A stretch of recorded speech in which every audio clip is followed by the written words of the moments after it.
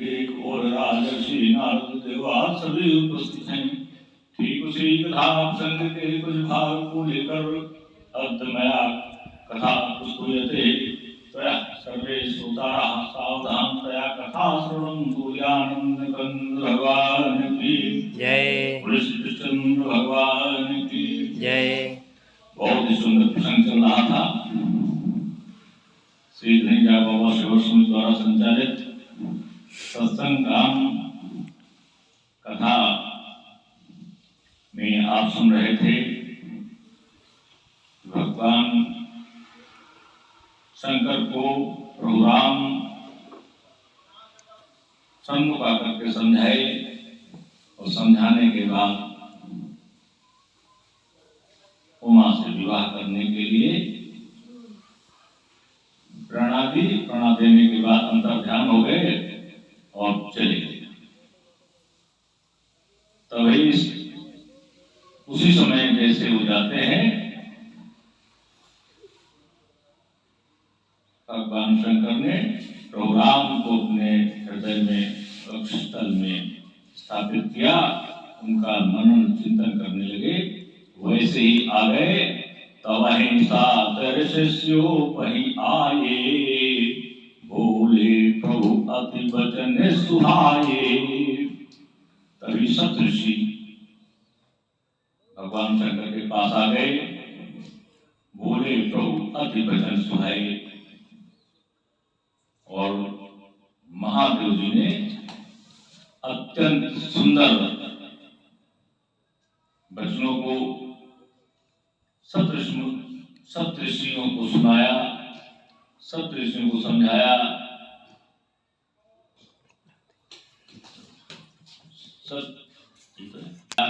बहुत ही सुंदर सुंदर अच्छे शब्दों में और ये समझाया कि तुम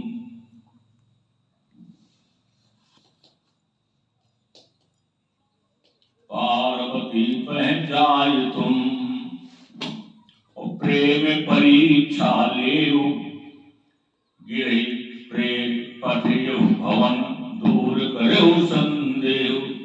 तो बातें समझाई। तुम यहाँ से जाओ और पार्वती की प्रेम परीक्षा लो। क्या उनकी आसक्ति, क्या स्नेह, प्यार हम पर निश्चल है या नहीं है, ये परीक्षा लो। और परीक्षा लेने के बाद आप उनके पिता के पास, हिमवत के पास जाएं और उनसे पार्वती को अपने भवन में बुलवा लें, ऐसा प्रेरित करें। ये समझाया हमारे भगवान शंकर ने सप्तऋषि मंडल को। सप्तऋषि ने कहा ठीक है।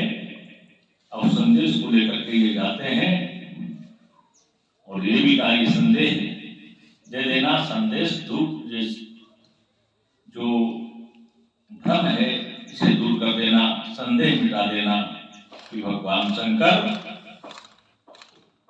भगवान है और इनके वेश उस पर मन चाहिए, सभी गुणों से संपन्न है, ऐसा ज्ञान दे करके और निश्चित कर देना।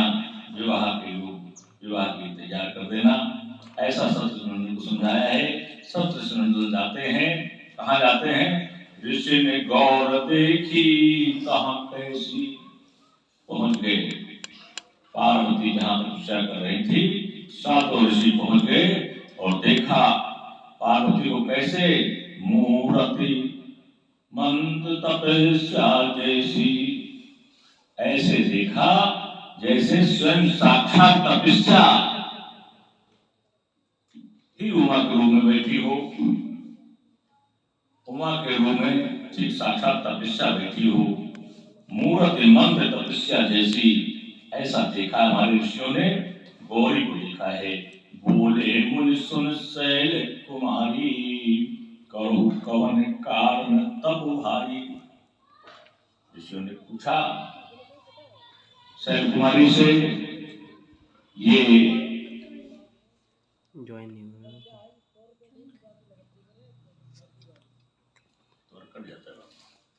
शैल कुमारी से पूछा है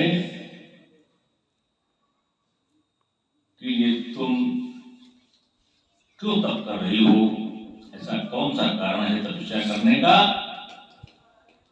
कि अगर आदौ का तुम चाहो हम सन सत्य मरम किन कहाओ, तुम क्या चाहती हो, क्यों अर्चना वंदना कर रही हो, क्यों तप कर रही हो, हमको सच सच बताइए कि क्या मर्म है, क्या इच्छा है, क्यों ऐसा तप कर रही हो?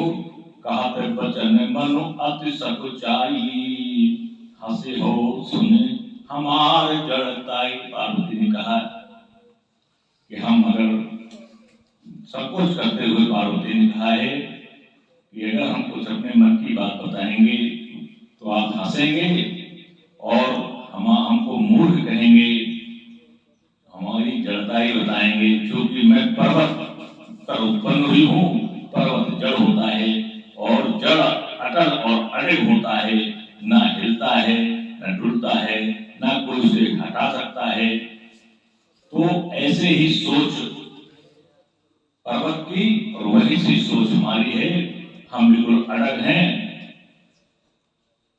हमको मूर्ख कहोगे, इसलिए संकोच करते हुए मैया पार्वती ने बताया है मनुहर परा न सुनय सिखावा, चहत बार पर बीत उठावा। हठी मन है पर्वत का, वैसे मेरा मन हठी है, कोई कुछ भी कहे न किसी को दिल सुनता है, वाह चाहते बार पर बीत उठावा। और यह जो नारद जी ने उपदेश दे दिया है, द्वार कहते हैं पानी को पानी पर दीवार उठाने जैसी बात है, कह दिया है नारद। नारद कहा सत्य सुई जाना, हालांकि नारद ने जो कहा है पानी में दीवार उठाने जैसी बात कहती है, भगवान शंकर से विवाह की बात कहती है, और भगवान शंकर को पाना बड़ा कठिन है, ऐसे कठिन है जैसे पानी में कोई दीवार बनाना चाहे तो दीवार बना पाना संभव नहीं है, ऐसे भगवान शंकर को पाना संभव नहीं है। लेकिन नारद कहा सत्य सुय जाना, मैंने नारद के बच्चों को सत्य मान लिया है, और बिनु पंखन हम चाहे उड़ाना, बिना मेरे कोई पंख नहीं है फिर भी मैंने वैसी उड़ान भर दी है भगवान शंकर को पाने के लिए। इसलिए हम अगर मन की बात कहेंगे तो आप हंसेंगे। सब ऋषियों को के लिए मैया कहती है कि आप सब हंसेंगे, इसलिए मैं क्या बात कहूं, देखो मुनि अविवेक हमारा, हमारे मूर्खता को देखिए। मुनियों से खाए थे पार्वती ने, हमारी मूर्खता को देखिए कि मैं फिर भी अटल हूं, जैसे पानी में दीवार नहीं बन सकती है फिर भी मैं दीवार बनाना चाहती हूँ, ऐसे मैं भगवान शंकर को पाना चाहती हूँ, बिल्कुल मैं अड़िग हूँ। चाहिए सदा से वही भरतारा, हर समय मैं भगवान शंकर को ही अपना भरतार यानी पति बनाना चाहती हूँ, बिल्कुल अड़िग बता दिया। सुनत बचन पियसे ऋषे उगिर संभो तव देह, नारद करो उपदेश सुन कहो बस्यो किसु गेह। बहुत ही सुंदर बात कही है। सुनत बचन पियसे, वचनों को सुनकर के ऋषि हंसने लगे और नारद के उपदेश को बताने लगे कि तुम्हारा शरीर पर्वत से ही तो उत्पन्न हुआ है, इसलिए तुम जड़ हो, तुम मूर्ख हो।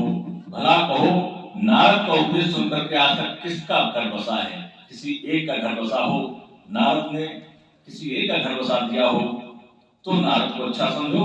नारद ने तो जहां जहां नारद गए हैं सबका बंटाढार किया है, और तुम नारद की बात मानते हो भगवान शंकर को पाने के लिए? ऐसा कैसा है? कैसे? दक्ष सुतन उपदेश जाई, दक्ष उपदेश देने गए, सारा विध्वंस कर दिया। तेने फिर भवन न देखाई, वो दोबारा वापस नहीं लौट पाए।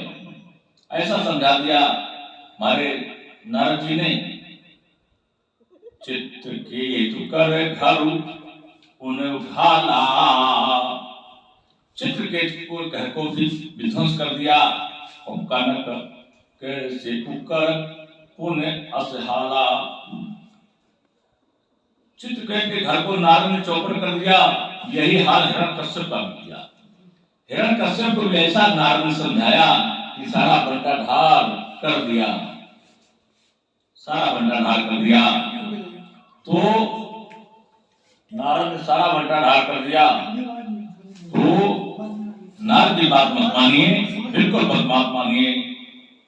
तक्षसुतन उपदेशन जाई और तेने फिर भवन न देखा आई।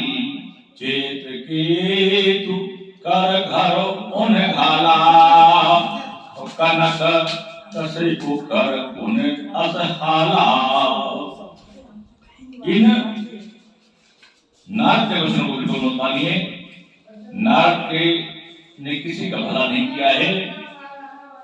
नारद सिख जे सुनहि नर नारी, नारद की जिसने सीख मान ली, चाहे नर हो चाहे नारी हो, अवश्य हो ये तज भवन भिखारी। निश्चित ही वो भिखारी बन जाता है, बर्बाद हो जाता है जिसने भी नारद की सीख को मान लिया है। और नारद ऐसा वैसा नहीं है, मन कपटी, बड़ा ही मन का कपटी है। जहां लड़ाई ना होती हो लड़ाई करा दे, जहां जो किसी को सुख से रहना देखे वहां सुख विध्वंस कर दे, जहां किसी को अच्छा नहीं नारद ने देखा, कुछ ना कुछ टंडघन नारद करते ही रहते हैं। टंडघंटी उनको कहा गया है। मन कपटी तन सज्जन चिन्हा, लेकिन उनके तन को लोग सज्जन मानते हैं, देवर्षि मानते हैं, ऋषि मानते हैं, लेकिन मन कपटी है नारद का। उनकी बात पर विश्वास मत करो।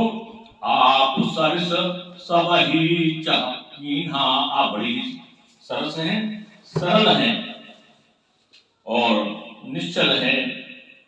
तो कपटी के मन की बात आप नहीं समझ पाई और नारद के वचन को मान लिया।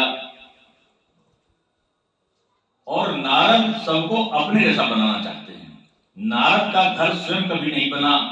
नारद तो बिना घर के कभी प्रयास भी किया नारद ने कई बार।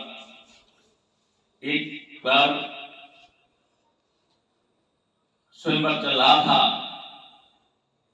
नारद ने कहा कि हमारा भी विवाह हो जाना चाहिए। भगवान विष्णु से कहा हमको ऐसा स्वरूप दे दो जिससे ये मोहिनी हमारे पर गले भी जयमाला डाल दे। भगवान ने कहा ठीक है। भगवान ने सोचा नारद का अगर विवाह हो गया तो घंट करना ही बंद कर देंगे, तो ऐसा स्वरूप बनाया, बिल्कुल काले बंदर लकुआ स्वरूप दे दिया। जैसे स्वरूप दे दिया, नारद उसी सभा में बैठ गए और जैसे जैसे मोहिनी माला लेकर के घूम रही है, अपने वर को वर करने के लिए नारद की जगह से निकल जाती है। फिर नारद उठ के आगे फिर बैठ जाते हैं, फिर वो छोड़ करके निकल जाती है, फिर आगे से कई बार नारद बैठे। नारद ने उठकर के कहा, रे मोहिनी, मेरा तो कितना सुंदर स्वरूप, मैं तो भगवान विष्णु से अपने स्वरूप को मांग करके लाया हूं, केवल तो हमारे गले में जयमाला डाल दो। मोहिनी बड़ी तेजी से हंसती है, कहती है नारद तुम अपना मुंह शीशे में देख करके आयो, दर्पण में देखो और इसके बाद आना। नारद ने कहा ऐसा क्या? इसका मतलब विशेष अच्छा स्वरूप बन गया। नारद जाते हैं, पास में सरोवर है, सरोवर में देखते हैं। जैसे देखा नारद ने कि काला बिल्कुल लखू बंदर वाला स्वरूप, बड़ी तेज से गुस्सा आया और विष्णु को श्राप दे दिया। बोले अगर मेरा विवाह नहीं हो पाया है तो तुम विवाह होने के बाद भी पत्नी की विरह वेदना में जीवन भर भटकोगे। तो नारद का ऐसा स्वरूप है, आप उसे सज्जन मान रही हैं, विश्वास कर रही हैं। तेहि के वचन मान विश्वासा और तुम चाहो पति सहज उदासा। तुम नारद के वचनों को पर विश्वास करके भगवान शंकर को पति बनाना चाहती हो। मैं बहुत ही सहज बात बता रहा हूं कि निर्गुण भगवान शंकर जिनको कहते हो तो निर्गुण है, कोई गुण है ही नहीं उनके पास। नीलाज निर्लज है, कुबेश देश भी कोई अच्छा नहीं है, कपाली जब मारने वाले डाले घुमा करते हैं, कुछ भी ठीक नहीं है। अब बोले कोई का कुल भी नहीं है, उनके बाबा परवाजा का नाम पूछो तो बता भी नहीं पाएंगे, कुछ कुल ही नहीं है। अकुल है, अगेय है, उनके पास कोई घर भी नहीं है। जिसके पास घर भी नहीं है तो कहां रहोगी? दिगंबर नंग धड़ंग है, वस्त्र भी नहीं है, ब्याली सांप पीछे सब लपेटे, ब्याल सर्पों को लपेटे हुए हैं, उसके साथ विवाह करोगी? इस तरीके से सब ऋषियों ने समझाया पार्वती को। कहो कवन सुख अस बर पाए, कौन सा ऐसा सुख प्राप्त होगा, ऐसे बर को प्राप्त करने से कौन सा सुख मिलेगा तुम्हें? भले बोले ठग के बहुराए, ये तो नारद ठग है, इसके कहने से तुम बहुरा गई हो, कोई तुमको सुख नहीं मिलेगा। पंच कहे शिव सतिया विवाही, पुण्य अवडेर मराए ताही। पंचों के माध्यम से शिव ने सती से विवाह किया और बाद में षड्यंत्र करके सती को मरवा डाला, यज्ञ में जला डाला। ये षड्यंत्र था भगवान शंकर का कि दक्ष से कहा कि हमारा पूजन का स्थान न रखना, और सती पतिव्रता नारी हमारे अपमान को सहन नहीं करेगी, स्वयं जल करके नष्ट हो जाएगी। तो यह षड्यंत्र था भगवान शंकर का, मरवा डाला सती को, उसके साथ तुम विवाह करना चाहती हो। अब सुख सोबत सोच नहीं, और भीख मांगे भव खाई, सहज एकाकिन के भवन कहूं की नारी खटाई।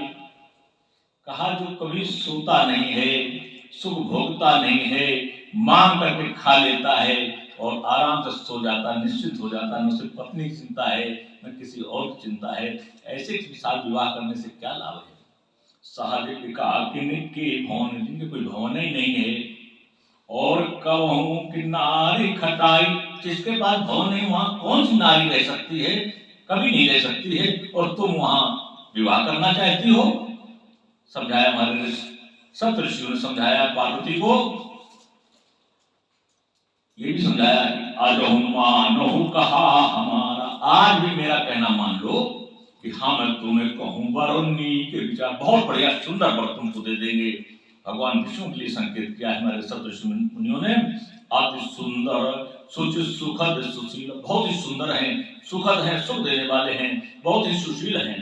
गावहि वेद जासु जस लीला, वेद पुराण उनकी लीला को गाते हैं। ऐसा सुंदर मैं वर तुम्हें दे दूंगा, उससे विवाह कर लो। दूषण रहत सकल गुण राशि, सभी गुणों से संपन्न है और गुणों के तो खजाने हैं वो। श्रीपतिपुर वैकुंठ निवास, वैकुंठ में जिनका निवास है, बहुत ही सुंदर हैं, लक्ष्मी के पति हैं, उनसे विवाह कर लो। आशीर्वाद तुम्हें मिलावो यानी, अभी मैं उनको बुला करके तुमसे मिला देता हूँ। सुनत हंस कहे बचन भवानी, हंस पड़ी पार्वती, हंस पड़ी, कहने लगी, ऋषियों से कहने लगी कि सत्य कहो गिर भव तनु एहा, हट न छूट छूटे बहु देहा। ऋषियों आपने सत्य कहा है कि मैं पर्वत पुत्री हूँ और मैं पर्वत के समान जड़ हूँ, मूर्ख हूँ, हठी हूँ। सत्य कहो गिर भव तनु एहा, आपने ऐसा हमको कहा, बिल्कुल सच कहा है, मैं हठी हूँ और हट न छूट, मेरी हट छूट नहीं सकती है। छूट है वरु देहा, मेरा शरीर तो छूट सकता है लेकिन मेरी हट नहीं छूट सकती है। कन कौ पुनि पखान ते होई, जा रे सहज न परिहर सोई। इस पर्वत से सोना मिलता है, सोना निकलता है, और जलाने से, तपाने से वो अपने स्वभाव को नहीं बदलता है। इसलिए मैं पर्वत राज की कन्या हूँ, पर्वत जन्मी हूँ, हटी हूँ पर्वत जैसा मेरा स्वभाव है। मैं किसी समझाने